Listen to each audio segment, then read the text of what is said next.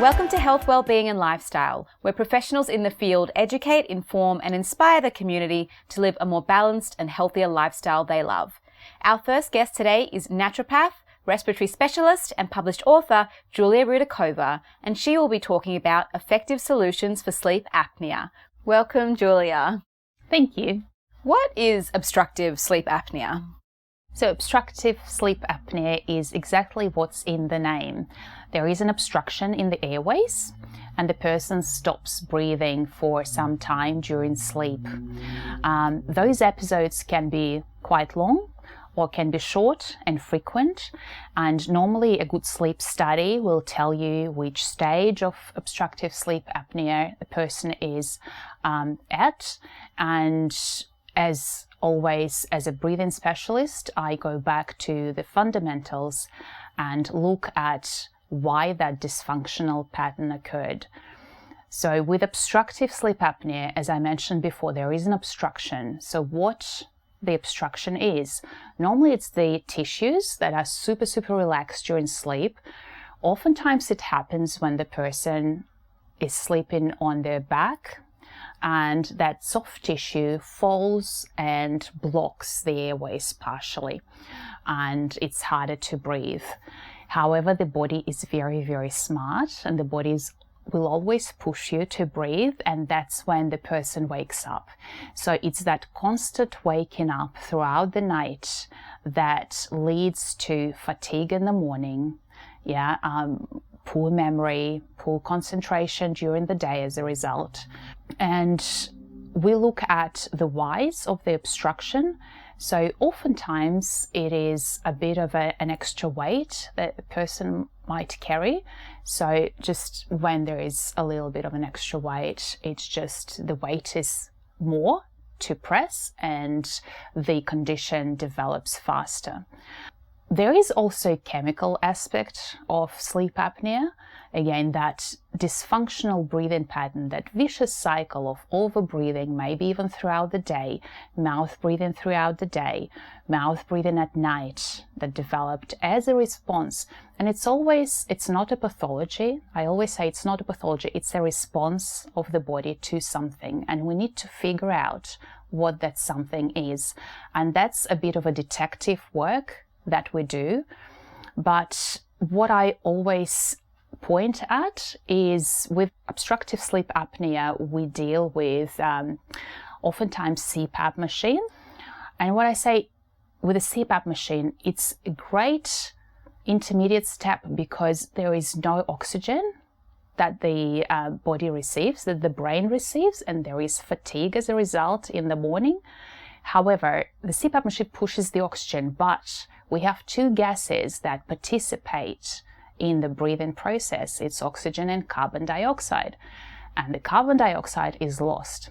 And what the carbon dioxide does for us that we forget is that it delivers oxygen into the cells.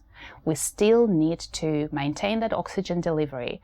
It's the Boy effect. It's in every medical textbook. And what it says is that to detach the oxygen, so the oxygen travels in the red blood cells on the hemoglobin molecule, right? It travels in the blood and we need it in a cell, in a tissue, to have energy there, to get energy there. And carbon dioxide is the guy who takes it off the hemoglobin and delivers it. It's like in a taxi, and the carbon dioxide opens the door, please get out. Here is your destination. So we need it. And when we lose it a lot through mouth breathing, especially at night, we spend on average 8 hours. 8 hours a day we spend sleeping. And it's a lot of carbon dioxide lost through that. So we need to look at breathing retraining. So what are effective solutions for sleep apnea? So for sleep apnea, I do recommend to break that vicious cycle of overbreathing again during the night, during the day, and start looking at how we can reverse and how we can re-establish nasal breathing. Nasal breathing is the key here in obstructive sleep apnea, just because of that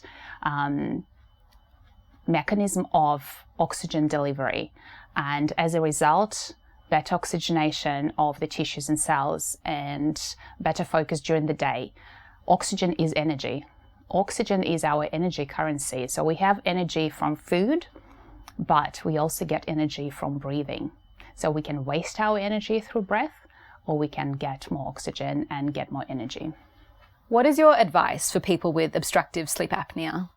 Well, firstly, do not wait to get diagnosed. If you're tired in the morning, let's look at how you breathe during the day. And if there is any feedback, if you have a partner in the room about your snoring, so that would be number one. But, for the viewers today, I would just say, let's do this little test and see how gently and slowly you can breathe. So set up a timer for 5 minutes and see if you can maintain regular, slow meaning it's an average 6 breaths per minute, right? It's a very functional breathing rate. It means you breathe into the count of 4, you breathe out to the count of 6, and you do it gently. And for sleep apnea, for obstructive sleep apnea, the gentleness in the breathing process is the most important aspect. And I'll explain why this is so. So imagine that the airway is like a paper straw. So when you order a milkshake at a cafe and you have a sip, nice big sip through a thick paper straw, and if you take it really, really hard, then the paper straw collapses. The sides of the paper straw will come together just because of that force. And if you sip gently, it's going to be intact. So that's kind of an analogy of our airways, right? So gentle breathing is the key here for sleep apnea sufferers. So you can start doing that at home, see where it leads you, and always seek an individualized plan from a professional naturopath. Thank you so much, Julia. If you'd like to learn more about effective solutions for sleep apnea and Julia, you can visit her webpage on our website, healthwellbeingandlifestyle.com.au. Stick around because after the break, we'll be back with another guest and another interesting topic. Stay tuned. After the break, we have youth educator Marilou Coombe talking about crucial learnings to self-confidence building for youth.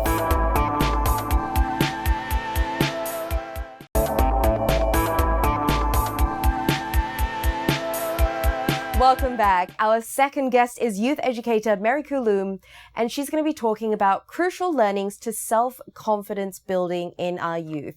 Welcome, Marilou. Hi, thank you for having me today. What are the key elements to truly building self-confidence in youth? The importance of self-confidence for young people in particular, it's about believing in themselves so they can get to where they want to go, so they can perform better, so they can have a bit less talk, like the self-talk, the negative self-talk in their head, yeah?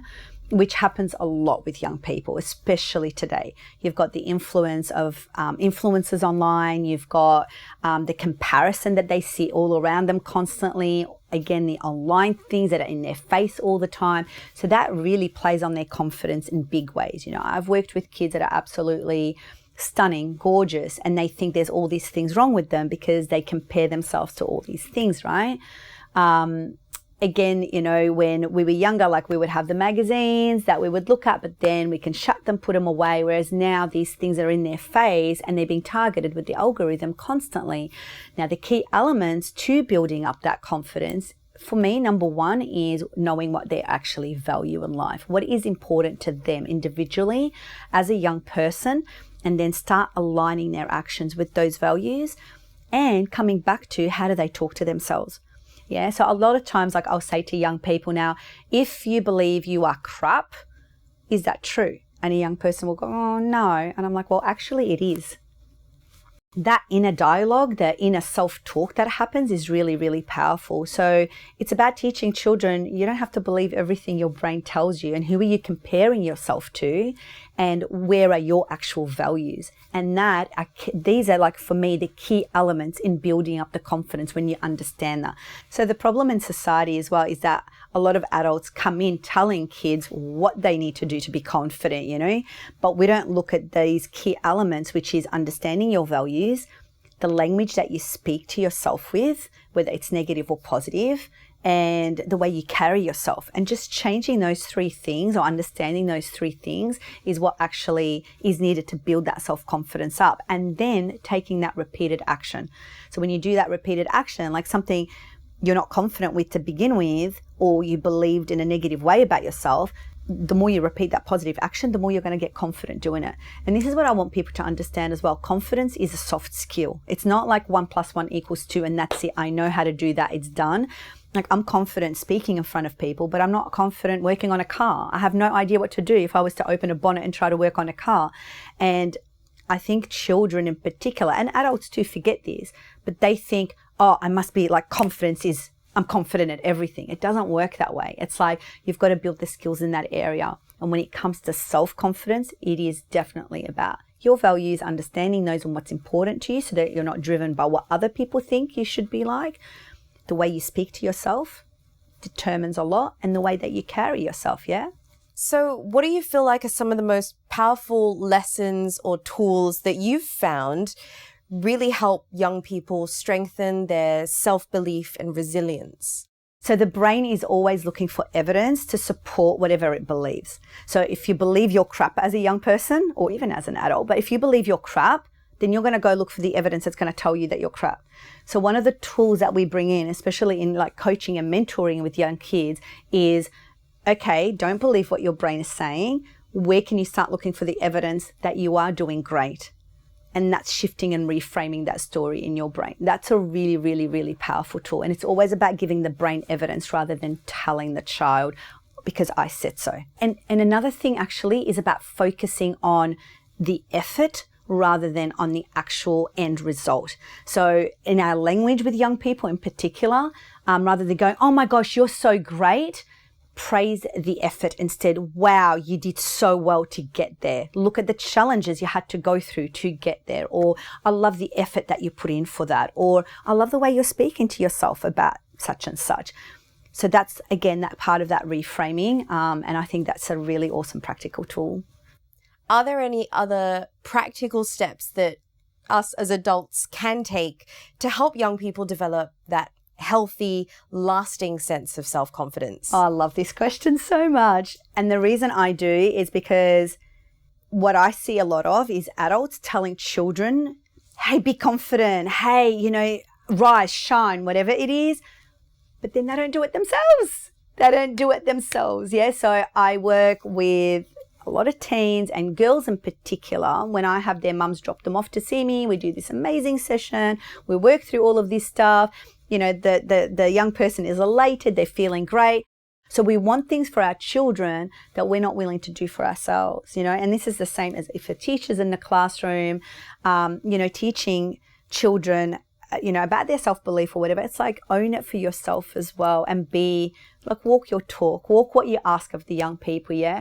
I know one of the challenges in Australia in particular that we have is the tall poppy syndrome.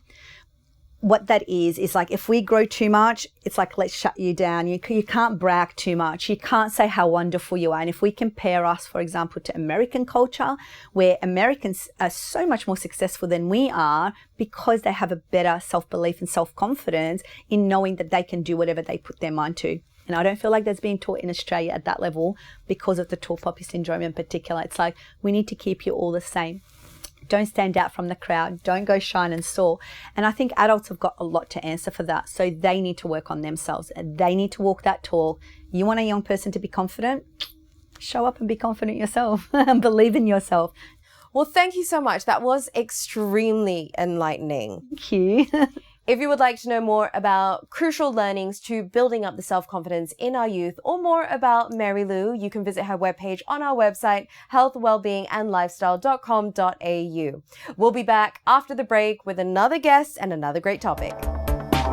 Stay tuned. After the break, men's coach and registered nurse, Kosta Michalopoulos, will be talking about how men manage relationships.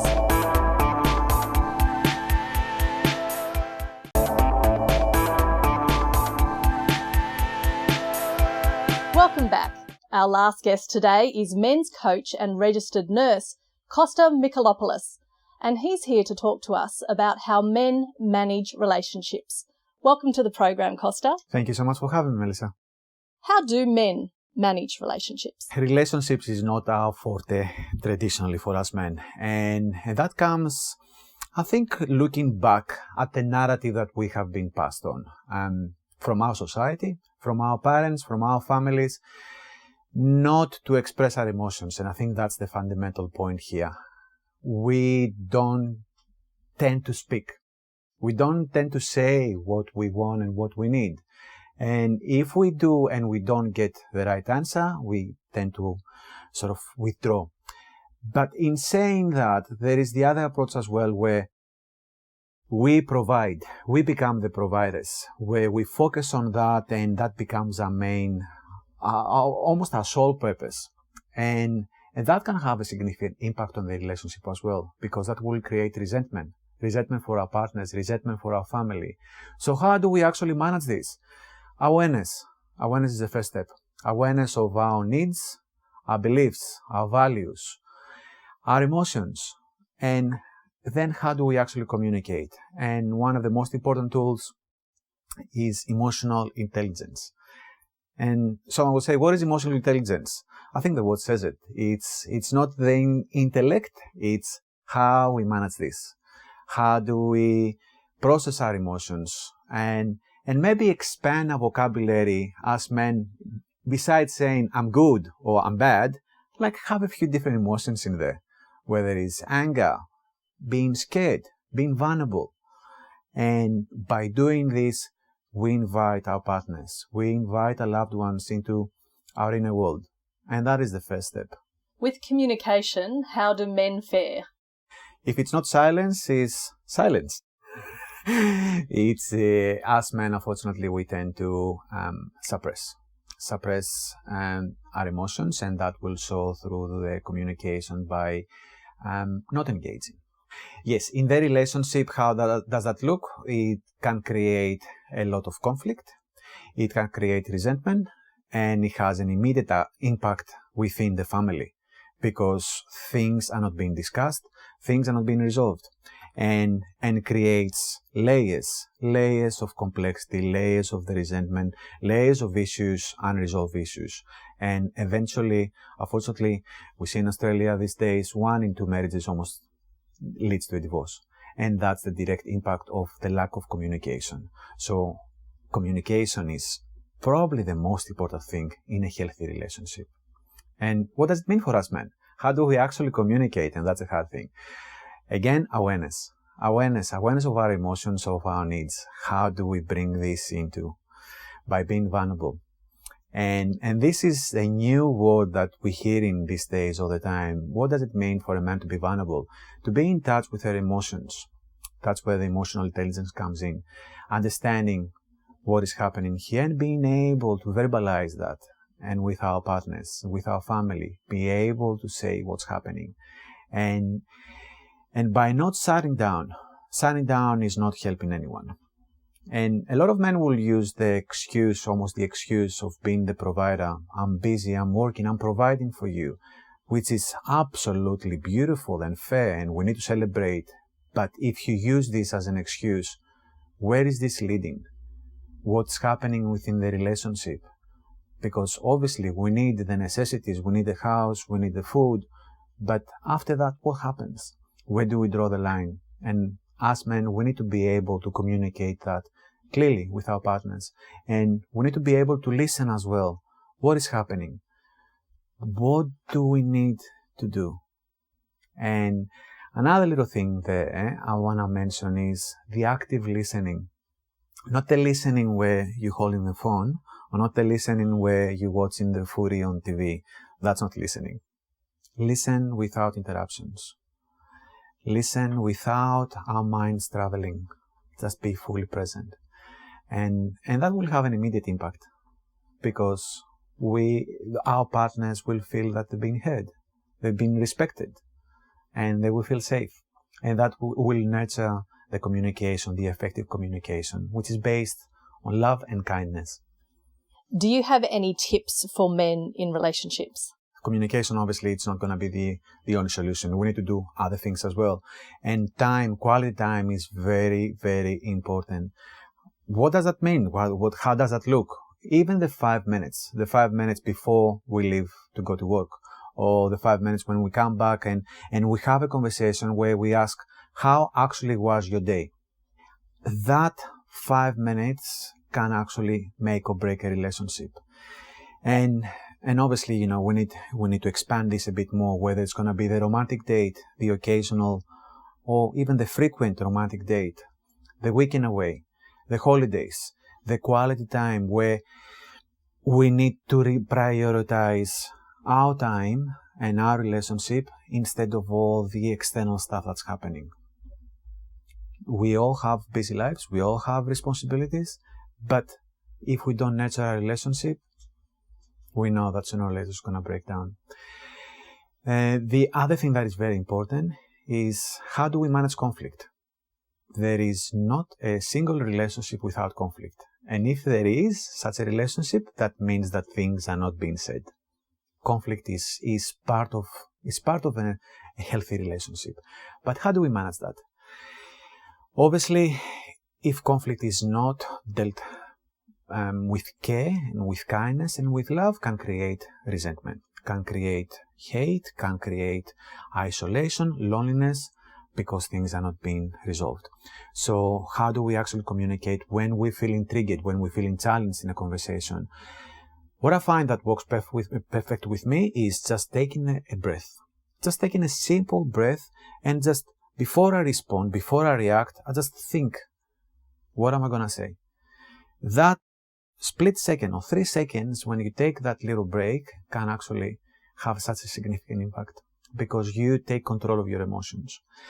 And then by also thinking what the other person is experiencing, we can't fix things by ourselves. And that's when it's a good opportunity to ask for help, whether it's a relationships counselor, whether speaking with someone outside of the immediate environment, and get a different perspective, get a clarity. It is very, very important.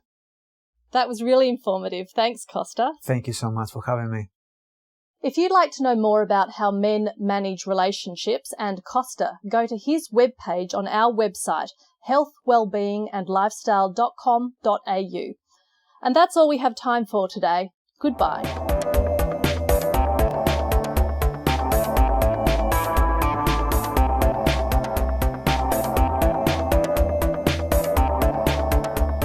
If you'd like to know more about our show, please like us on Facebook, follow us on Instagram, and subscribe to our YouTube channel.